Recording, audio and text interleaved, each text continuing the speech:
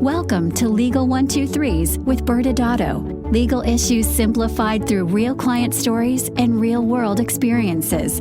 Creating simplicity in 3, 2, 1. Welcome back to Legal 123s with ByrdAdatto. I'm your host, ByrdAdatto, with my co-host, Michael Byrd. Thanks, Brad. As a business and healthcare law firm, we meet a lot of interesting people. Yeah, we do. And learn their amazing stories.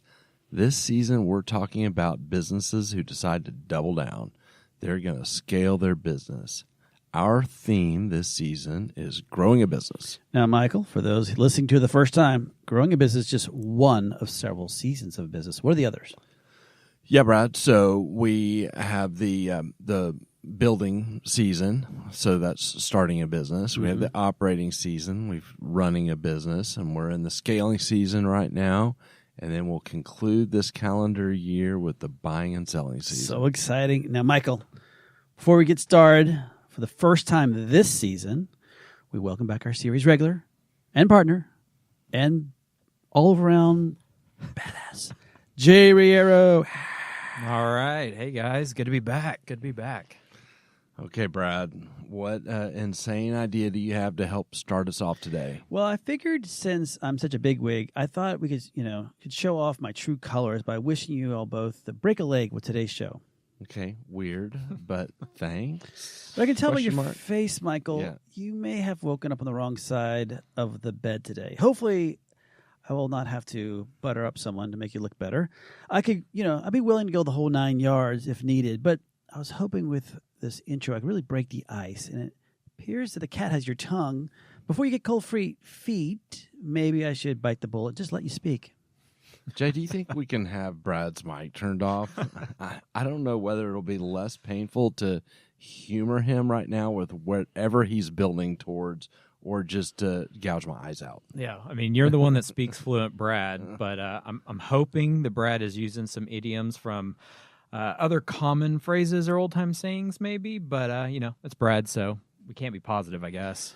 Well, you are the smartest guy at ByrdAdatto, Jay, so you are correct. And the other day I actually overheard someone said, I think we should just bury the hatchet. And, of course, when I heard that, I understood that to mean, they were in a quarrel and become, friendly again. And as a history major, I was wondering, where does the statement really come from? Well, I always assumed that it had something to do with negotiations and putting your weapons down. Gold star for Michael Kennedy. Put it on the chart right there. Thank you very much.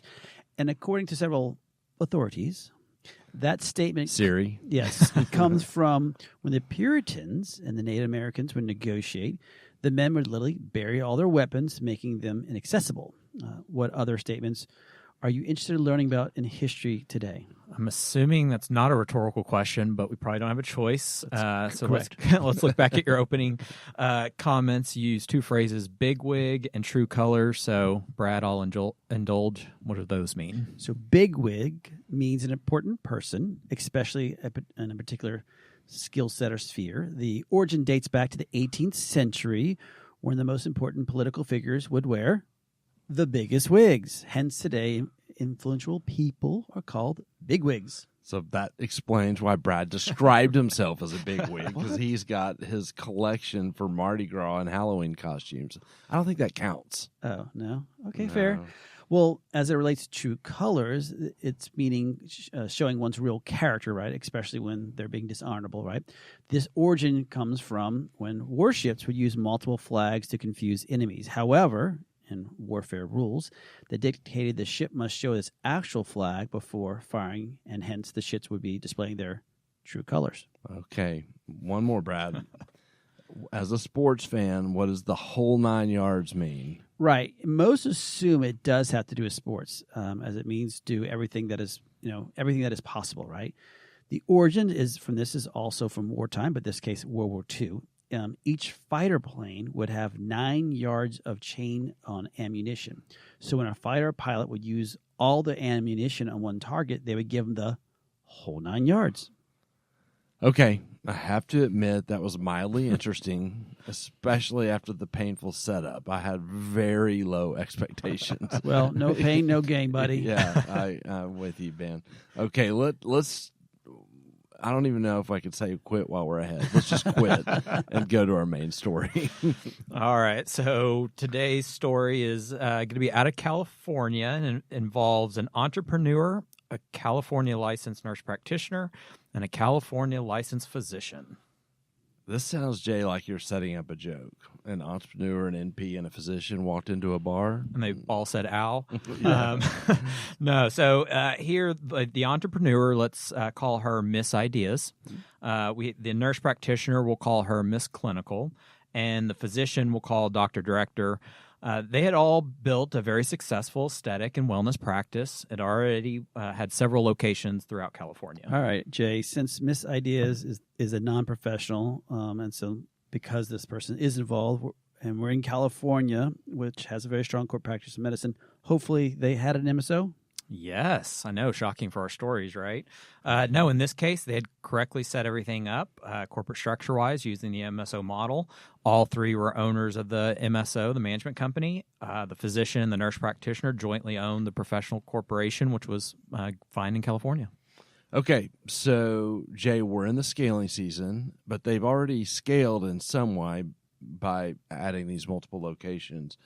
So I'm guessing there's a different scaling strategy at play here? Yep, of course. Otherwise, probably would have been the most anticlimactic and shortest podcast ever. Yeah. So Miss Ideas had identified the need to expand to other states. And the states that she had picked out were Texas, New York, and Florida as kind of the initial targets to go after. Oh, well, Jay, sorry to bust your bubble here, but Michael, I just don't see we did a story just like this, Michael and I did, on hair transplant clinics just a few episodes ago. Maybe you should go back and listen to it. Oh, that's right. You do have a podcast.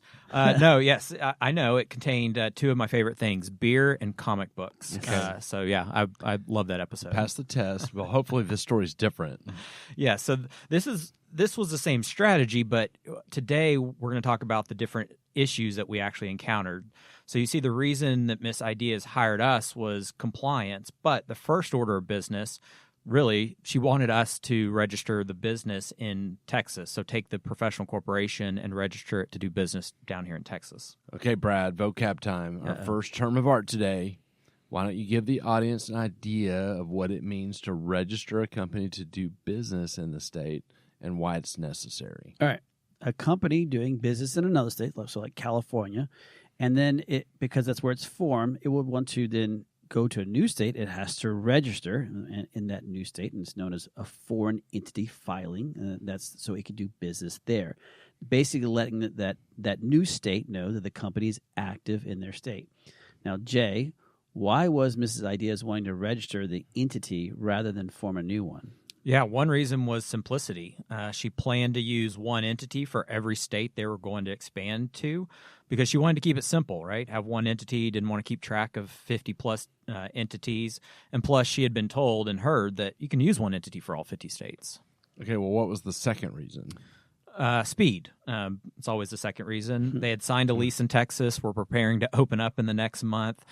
She knew Texas was a corporate practice of medicine state, just like California, and so it needed the MSO model, and they were familiar with it. So she wanted to register the PC in Texas to be the professional entity practicing medicine, and she wanted to do the same thing in New York and Florida to follow as soon as possible because they were finalizing the leases there as well.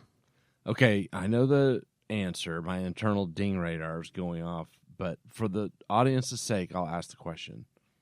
Did we encounter a problem? Well, after more than 200 episodes, can you really call it a twist or a shock to say, yes, Houston, we have a problem? Well, that's fair. There probably was a problem. So how did you approach this discussion with Miss Ideas? So very carefully, because we were about to inform her that her vision of one entity for simplicity and speed was not going to be possible or feasible. Where did you start? Well, the only place to really start was the discussion on Texas registration for professional entities that are practicing medicine. First, Texas doesn't recognize, and you can does recognize, and you can form a professional corporation in Texas. Okay, great. Yay. But that's not the issue. The problem is that by law, a Texas professional corporation cannot practice medicine. So physicians are not able to form professional corporations. The only professional entities that are available are the professional limited liability companies and professional associations. Right. And it gets really confusing in Texas because you have a lot of doctors who can't practice inside a professional corporation, but then they hear, well, dentists are allowed to practice in a professional corporation again, and that's because it's a different set of rules that you have to abide by. So where did you go from there, Jay? Yeah, so I mean, as you can imagine, I mean, the news, was not what Miss Ideas wanted to hear or had in mind when she first approached us. But we assured her, hey, there's a path to getting Texas up and running, but we would have to kind of walk through the corporate structure diligence to do so compliantly. And so in the meantime, she knew New York recognized and allowed professional corporations, so she still had hopes of kind of keeping things simple and still fast. And then you did it. Yeah, you probably dashed all her hopes right there, didn't you? Yeah, I kind of did. Jay the Dream Killer. Okay, what did you tell her this time? Well, we had to explain that, yes, although New York did recognize and allow for professional corporations to practice medicine, it couldn't work there for two reasons. One, the doctor director didn't meet the requirements for a physician to own a professional corporation in New York. She was neither licensed nor did she have an active practice. And then second, New York didn't recognize jointly owned entities between nurse practitioners and physicians. Jay, why you're so cruel, busting their idea of using this one entity for all these states. Stop allowing the law to really get in the way of a great idea. Okay, Jay, but there's still some hope here. There was a third state, Florida. Did that turn out better? Yes, kind of. See, Florida does recognize professional corporations, and this time Dr. Director also had a license in Florida. Check. But Florida, more importantly, Florida is not a corporate practice of medicine state requiring the use of professional entities. So Miss Idea's ultimate vision was to be in all 50 states. And so what we wanted to do was discuss if it made sense to even use this professional corporation in Florida, or would it make more sense to take advantage of that lack of corporate practice of medicine rules and to build something for use in other similar non-corporate practice of medicine states? So essentially you hit pause and you need to revisit this whole planning with Mrs. Ideas. Yeah, absolutely. So if we were going to help her with the simplest, most efficient path toward her ultimate vision, we needed to have a discussion to kind of go back to the beginning and map out all the issues that we were going to face when scaling throughout the country from a corporate structuring perspective only. We also needed to map out the strategy to develop the realistic time frame and the order of priority. And if not the complete picture, we needed to at least develop the strategy and plan for expansion into new states so that we wouldn't have any more surprises like this. So getting ahead of the game.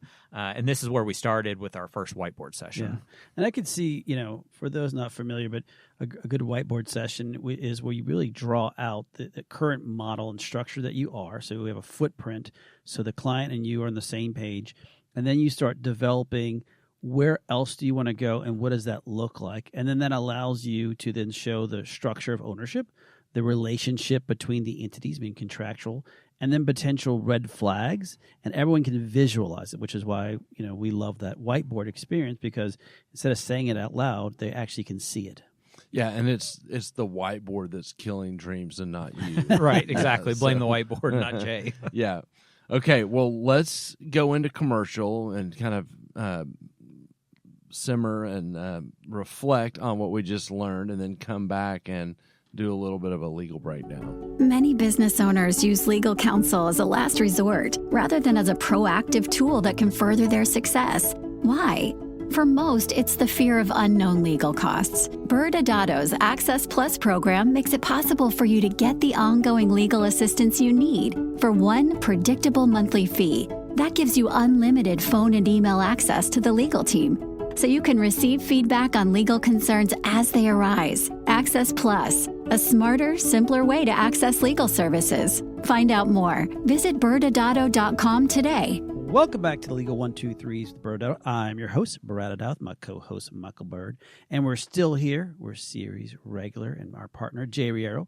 Now, Michael, this season, our theme is growing a business. And, we're in the scaling season, and Jay just shared a great story with us about how he loves to crush people's ideas, Yes. Dream including crusher. Mrs. Ideas, although I think you blamed the whiteboard instead of Jay. Yes. Well, it's just, how do you redirect the problem Yes. and put it on a board? Yeah. So kind of a recap for the audience. So we have 3 players in the story today. We have Miss Ideas, who's an entrepreneur. We have Miss Clinical, a nurse practitioner, and we have Dr. Director, a physician. And just as a recap, they had already built a successful aesthetic and wellness practice in California, multiple locations. And coincidentally, because it's the scaling season, they were looking to scale further. But the scaling trick is they were going outside of California. Mm-hmm. And so it's not rinse and repeat, although they hoped through some things they had found out or heard on the street that their idea is they were just going to use their same PC that was the friendly PC and the MSO model and just register that in all 50 states.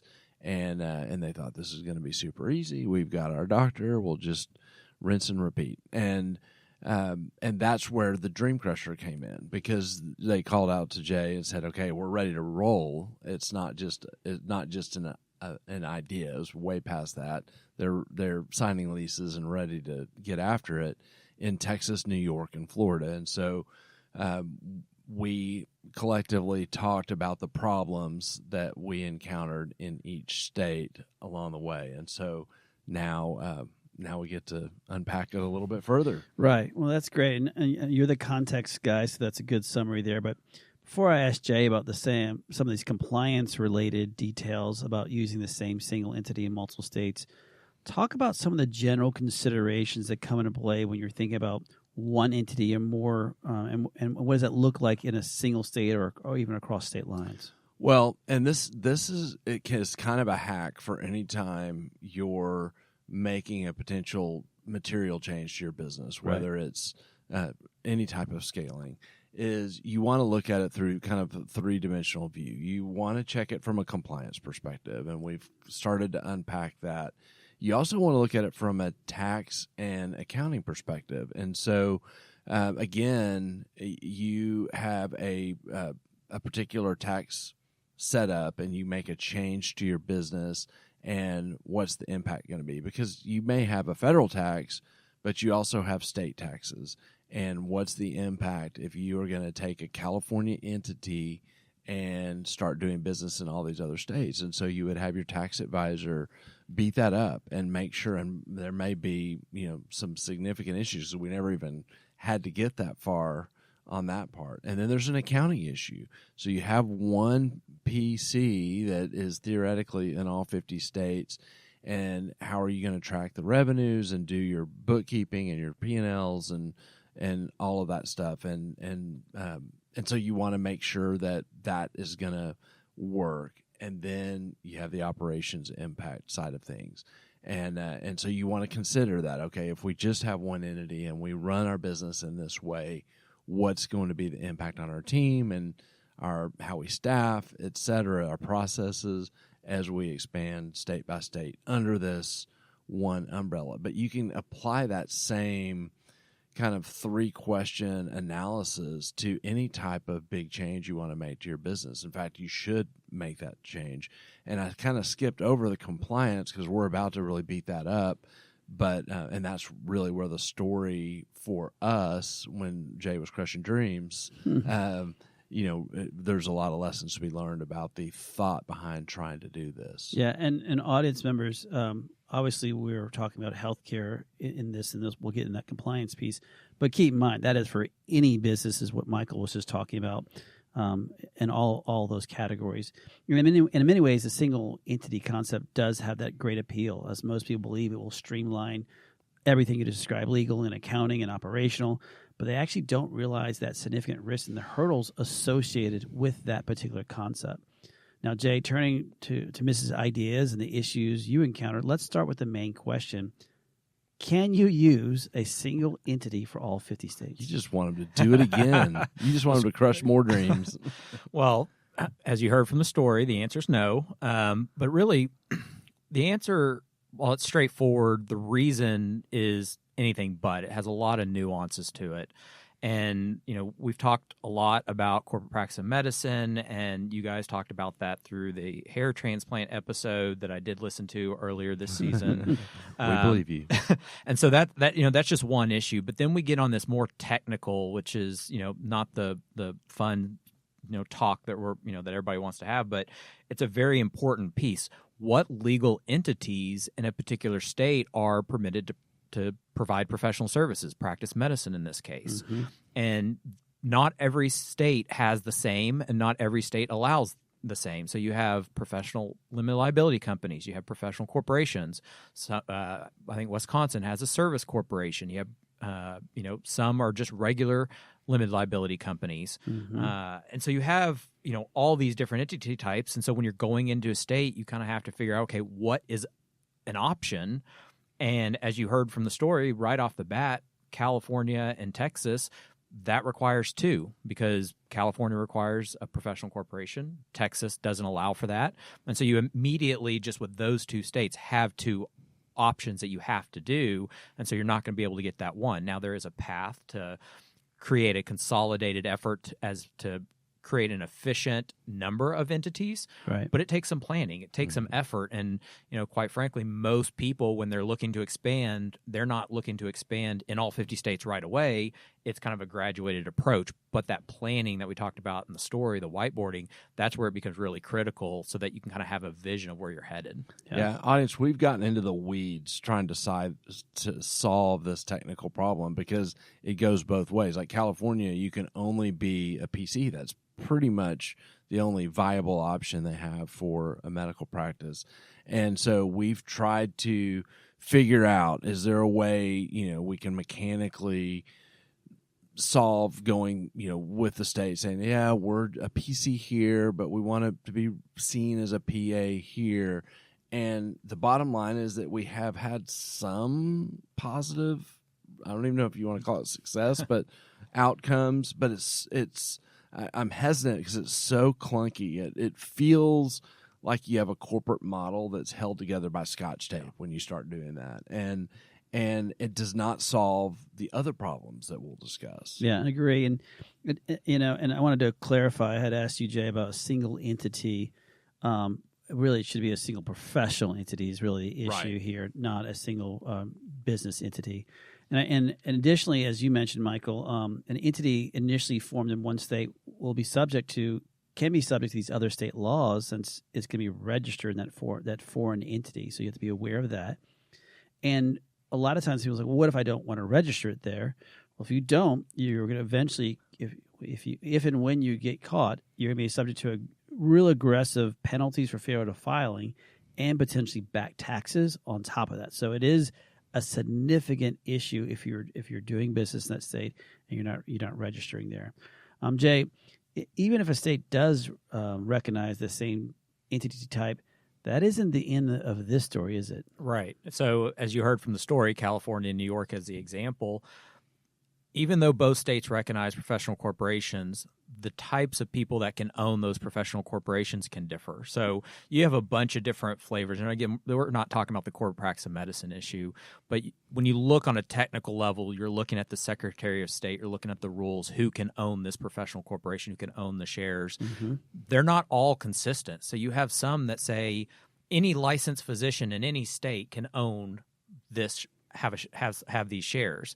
In other states, it's no, only a licensed physician in this state. And then some on top of that are even further saying, well, not only that, but they also have to be practicing or physically located in the state. Some added nuance to it to make it a little more difficult. So what you end up finding is that you're trying to find this almost unicorn of a physician to match all these different criteria. Not to say it can't be done, but it's just not that common. Yeah. And Jay, you listed why the concept of one professional entity being formed in multiple states is extremely complicated, even if that state recognizes that type of entity. But in today's story, we even have a bigger twist because of the ownership of that original PC. Yeah. So don't forget, Dr. Director, Miss Clinical, two different licenses. We have a nurse practitioner. We have a medical doctor. In California, perfectly fine for a physician and nurse practitioner to co-own. That's not always the case in other states. And so with all of this stuff, you have this underlying entity with an ownership structure. After we check the other two boxes, we still have to check this other box, and not every state recognizes jointly owned entities. Yeah, and even going back to Texas, which we stopped at the beginning because we couldn't match the PC and the PA, but Texas would not have recognized physician and NP co-ownership. And so even if we had figured out how to clear with Scotch tape the first hurdle, we would have bumped into that hurdle. Yeah, and Arizona's similar. Arizona professional entity, I could own up to 49%, but that's not going to be the case in other states. And here's the kicker. Let's say we magically get all this stuff done and we find everything and we get into a state. There are some weird things that'll happen out there. We ran into an issue in Kentucky where we checked all the boxes. Everyone who had to own it did own it. We had the foreign registration, the same entity. Everything was good. We even went through the process and got it registered. When it came time to go get the malpractice insurance, the malpractice carrier would only issue a policy to a domestic entity. So it required its own entity just by reason of malpractice. So it's still, you can get through all these things. There may be something weird like that'll pop up. So that's why it's not an easy task. And Brad mentioned earlier the requirement to register a foreign entity in the state, kind of the vocab word that started this whole thing. What we didn't talk about that also kind of under that kind of accounting tax area is the cost. So many states on average charge like $1,000 a year to be registered as a administrative fee to be registered as a foreign entity. Well, do the math. Had you been successful and you just did this in 50 states and you had $40,000 to $50,000 in just annual fees. This isn't the income tax or other taxes. This is an additional overhead item. Much less the cost of filing, paying a CPA to file in every single state, which is on top of that. Now, Michael, when a client is looking to scale through multiple states and they want to use as few entities as possible, besides doing a whiteboard with us, where should they start? Well, I think that because the laws vary so much by state, that my starting point, kind of my bias going into it, is that you want to have a professional entity per state. And that would be potentially the simplest solution. Now, what that requires is a willing physician owner willing to be over the entire state, owning the entity that does all the business in a particular state. And so we have some clients that get more complicated than that. Yeah. They want to have a professional entity owned by location or by region, and so you can expand to that.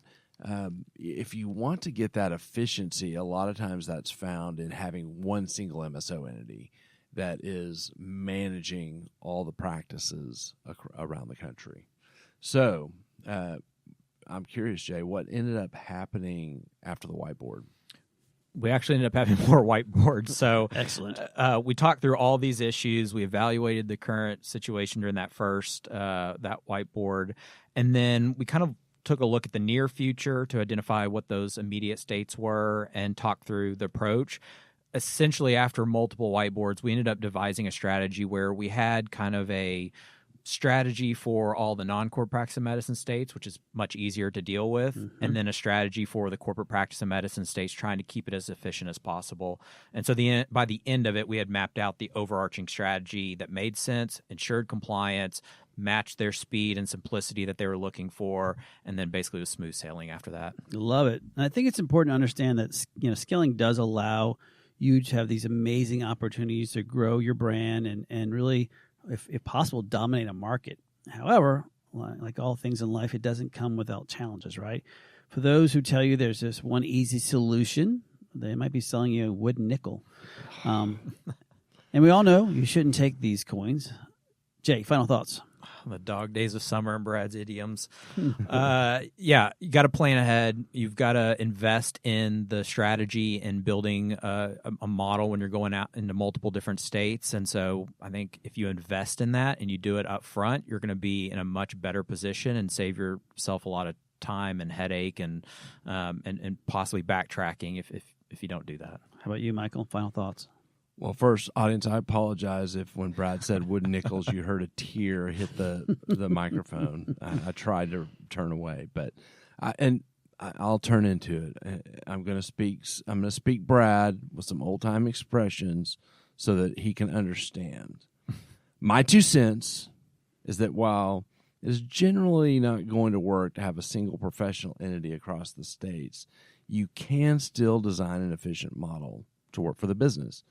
So if you decided this single professional entity concept is so complicated that you're just not going to do any structural planning, Brad, that would be throwing the baby out with the bathwater. Oh, love it. Well, audience members, that is the end of today's show. So we're saying goodbye to Jay. Thanks for being with us. Now, don't worry. Next Wednesday, Michael and I will be back. We'll have a guest joining us, Mary Beth Hagan. We'll dive into employment challenges while scaling. Thanks again for joining us today. And remember, if you like this episode, please subscribe. Make sure to give us a 5-star rating and share with your friends. You can also sign up for the ByrdAdatto newsletter by going to our website at ByrdAdatto.com.